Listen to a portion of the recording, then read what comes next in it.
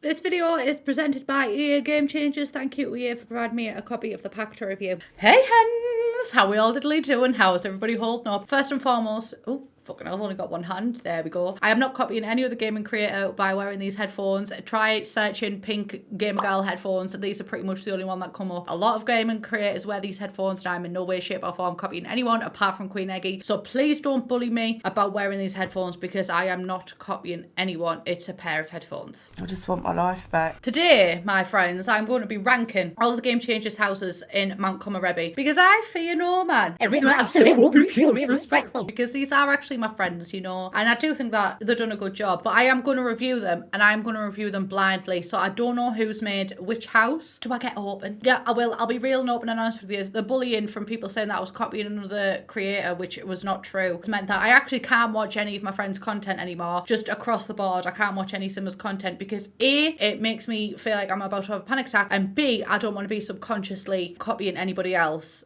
without knowing. So I don't watch anybody's content anymore. Trauma. So I don't know who made what, which is a good thing in this aspect. In the long run, therapy. But just for this, I think it's a good thing. In pajamas once again. You know what? I spent one day dressed. Here we have Mount Comarebi. I've already done a world overview of this one, but with the world overview, I didn't really go into the Game Changers houses because it was literally just about the world and the surrounding areas. At the bottom of the list, we have this house. I'm sorry to whoever built it. Listen, it's not a bad house. None of these houses are bad houses, but this is just giving me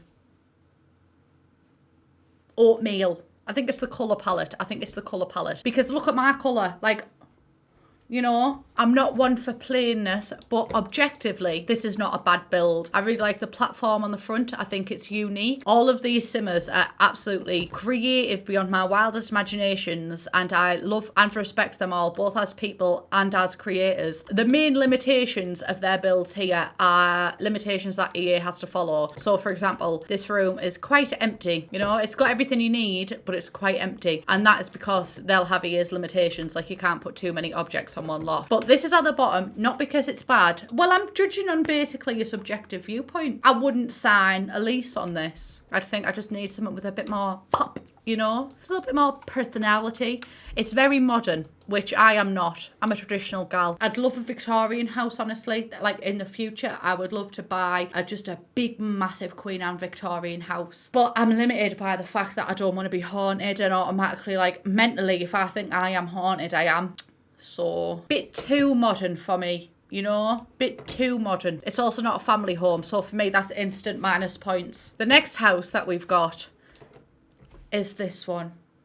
This is objectively a good build, and I think the main limitations of the past two builds are the fact that they're starter homes, which doesn't make them bad, but it does just make them a little bit more plain because they have to be. For example, this one is very plain, but it does have that extra bedroom, so you can raise a family here, which is the only thing I play The Sims for, to raise families again and again and again. Because personally, I am too scared of pregnancy, so could never be me. So I like to live vicariously through my Sims houses. This is, again, none of these houses are bad houses, which I feel like I have to say in every single one. Just not my favourite. I absolutely love the roofing, but the main limitation of this house is because it's a starter home with EA's budget, also with EA's lack of decorating ability. EA have like a set amount of items that they can place in each build. So yes, not a bad build though. I'm not shitting on other creators. Next up is this build. It's not a bad build, which, you know what, it's like a fucking repeating record. But this build, I feel in particular, has been held back by EA's limitations because this is absolutely great. Like, look at all the things on the wall here. Taking away EA's limitations, this build could have been absolutely fan-fucking-tastic. Like, this could have been absolutely amazing because all the detail is there, and I know that whoever made this was probably very frustrated while making it by how much they had to limit themselves, because this is such a good build. But it's just inside, it's a little bit plain. They have also utilised things to make it seem more decorated, which I like. Something being at the bottom of this list isn't me saying that it's bad. It's like 10 A-star students, but whoever got the lowest grade isn't a bad student because they've still got an A-star. That's my analogy for this. I love the detail of the red in here. The difference in the wood, the black flooring, and then the concrete flooring, and then this flooring. This does a really good job at making the entire room feel more full. So that is is points for me, but the outside is absolutely beautiful. I really love these little details of everything on the wall. Even the back. I have a real issue with like furnishing the back because for me, I'm like, doesn't need to be done, love. Like I have a real issue with that. And the back feels just as alive as the front. Next up is this house. This house is detailed. There's like themed rooms and everything. Each room feels full. We don't have an empty passage here. The bathrooms are very nicely decorated. I really like the style of it. There's different sections to the house, which I love. Again, similar to the last one, all of the different floors and walls and everything make this house look really decorated, especially things like this. It makes it feel really full. The walls coming out here. There's a lot going on. So this isn't necessarily a critique, honestly. There's not a critique. It's a little plain, but this is a rental property. So it makes sense for it to be a little bit plain, because if this was like a property that you could buy and someone lived in, you'd expect it to be a little bit more personalised. But because it's rental, the plainness and like the cohesiveness of all the colours being pretty much the same works to its strength. And my favourite thing about this house is this little section out here. I just think what a nice cute little addition. I love that. That's really nice. The roofing on this is also very much pleasing to the eye. I really enjoy it. The next house is this one. The inside is very cohesive. I really like the floor plan of this house, actually. The floor plan is quite different, which is... I love it. I absolutely love it. There's lots of different things. Entrance here. There's also an entrance out the back. There's also an entrance over here. And like, if you look at it from the outside, it's very interesting. And I don't mean interesting as in like, okay, interesting. I mean interesting as like, this adds a lot of depth and character to the house. There's so many different routes and ways you can get in. I do like that one. It is just a family home. There's nothing like spectacular about it. That sounds like it's a critique. It's not, because with a family home, you don't need something spectacular about it necessarily. But the spectacularness of it is not so much in the inside. It's more in the outside, which they've done very well, because the inside covers all of the basic needs and stuff like that, which is where you want to keep the run-of-the-mill things, in my opinion. Really fancies everything up and makes it not just like a run-of-the-mill family house. Like the detail in the roofing is a great point to it. I love, actually, it's really small, the use of half walls here instead of just carrying this fence on, and the different textures used on the outside and the fences, just the meshing of a lot of things, because even the colour of this half wall is different than this one and is variation from this fence. So altogether we've got a lot of things going on that really give the outside of this house character while not making the inside too complex. So when you're actually playing with it, the house runs smoothly. The outside of this house is intricate. There's a lot of intricate things going on, which I really like. And one of my favourite things about this house, although a small detail, right, I just enjoy it, is the fact that the toilet and the bathroom are separate. That's how I grew up. Like, this is what it's like in my house. So anything that reminds me of my childhood and my family is always a winning point for me. It's always a bonus, love. It's always a bonus. I like with this house how the inside and the playability of this house inside is very smooth and seamless. But the outside, I like the intricacies. I'm impressed by all of the intricacies in the roofing. Because if that was me, I'd have just like, boom, bap, bidippy-dappy-doo. But no, there's lots actually going on. Get that fire exit door. This house has pretty much honestly got the same points as the last house, so I'm not going to go into it too much. It seems very busy when you look at it like this, but if you go from a bird's eye view, it's actually very plain. It's just that the details that have been implemented have made this house look like it's got a lot going on without it actually impacting the playability and seamlessness of the house. Like these lights over here, that's a very nice, stunning detail. And just the little detail that like the countertop is just the end bit, you know, so it's not 100% next to the wall. And then again on the outside, the little details that really make the house intricate are really shining through, like the roofing and everything. Even like again the back's decorated, like could never be me.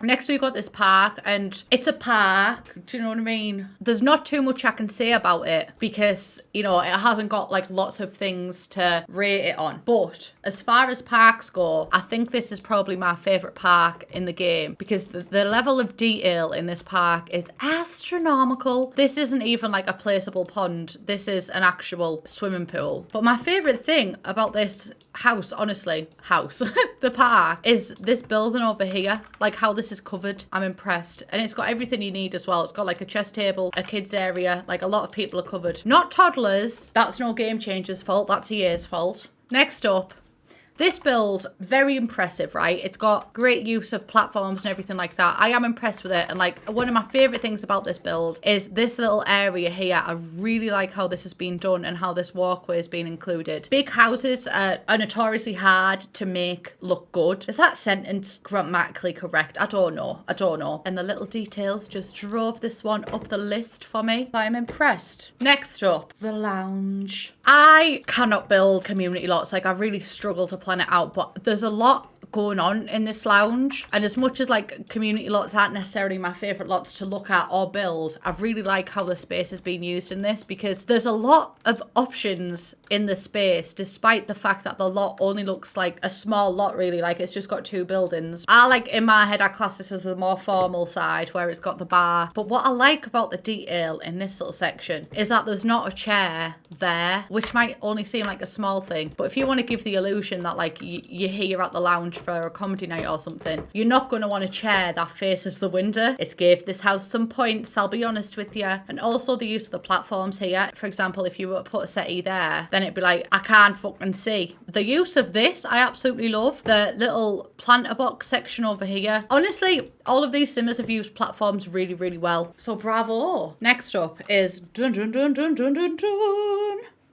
I absolutely love this. Again, we've got this little section over here, which personally, you know, is a favourite of mine. We've got a walkway over here, which, oh God, I just love it. I just love it. And this goes throughout the entire section of the house, like all the way. Again, the house in itself inside is nicely simple in ways that you'd want it to be simple. The different platform level for the bath, I love that. I'd feel like a fucking queen. This toilets in a separate room must be like a common thing in Japan, because I'm seeing it a lot. It's used a lot in these builds. So my family home in Japan actually has more in common than I would have previously thought. So that's nice. This build excites me so much. And I love this little tree. It reminds me of Christmas. Do I put my Christmas tree up yet? Because my Twitch chat told me to. Are you guys on YouTube going to judge me if I put my Christmas tree up now? What else have I got to look forward to? Do you know what I mean? Anyway, I'll take that as a yes. Thank you. The next place is dun, dun, dun, dun, dun, dun. This place is really different, and although modern isn't my favorite style, I really like how this is done. It just really feels different. I like it, especially this bit in the middle that you can access from the house, like this indoor outdoor garden. I love it. I just think that this is a really smart, cool, hip, new. I just really like the use of the space. It's very different from the other lots, which is an individual lot. So this one, even from just the map view, like she catches my attention a lot. So this one has got to be in the top. They're all in the top. They're all fantaka, but that one's got to be in the top. The next one, which you've already guessed it because by process of elimination, the top one has got to be the bathhouse, which originally was like 3rd on my list. And then I went to go put it 3rd, and then I looked at her again and I was like, no, do you know what? She's the star of the show for me. I didn't really know where the front was. And then I found the front door and I was like, oh yeah, there she is. There's so much detail and thought that has been put into this build, even with things like with the columns here. This build is just outstanding. The roofing is absolutely excellent. The deck is absolutely excellent. Like the fact that we've got an outside bit here, an outside bit there. The outside is the real selling point for me. She's stunning. So that is pretty much all of my reviews, and I would just like to reiterate that the reviews of these houses aren't this one's shit and this one's good. They are all absolutely fantastic. The ones that were placed closer at the bottom were mainly just placed closer towards the bottom because the starter home, so naturally they have less things there to impress you because they're a starter home and you've got to be able to afford them. Each and every single one of these builds, from the starter homes to the big massive like mansions, in my British eyes, it has made me a little bit self-conscious of my own building skills, because I'm just like, how I think a good thing about getting simmers to make these houses, because they've all done absolutely fantastic jobs at every single build that we've been through today. A good thing about getting simmers to build these things is that you can look at them while you're playing the actual game and be like, oh, that'd be a cool thing to do, you know? Well, we only really get that at the minute from like watching speed builds or YouTube videos or streams and everything, of watching people actually build it. But having these things already in the game is a really good thing, because if you look at, for example, this build and you kind of like, okay, That's not what I should do. You know, the creativity with the platforms has astounded me. Unbelievably and more so talented than I, although I have built a cinema, which I am proud of, so you can see that in the next couple of days, but it's gone out on these. I'll be honest with you, loves. I'm not shy to say these cinemas are better than me at building. It hurts, but it's facts. Do you know what I mean? That is everything that I have here today. Please subscribe if you haven't already. Please let's keep it civil in the comments as well, because all of the cinemas that have built these houses are actually my friends. It hurts me if I ever read nasty comments about my friends, so please don't leave them. I love you all very, very much. Please subscribe if you haven't already, and I'll see you in the next one. Bye, beach.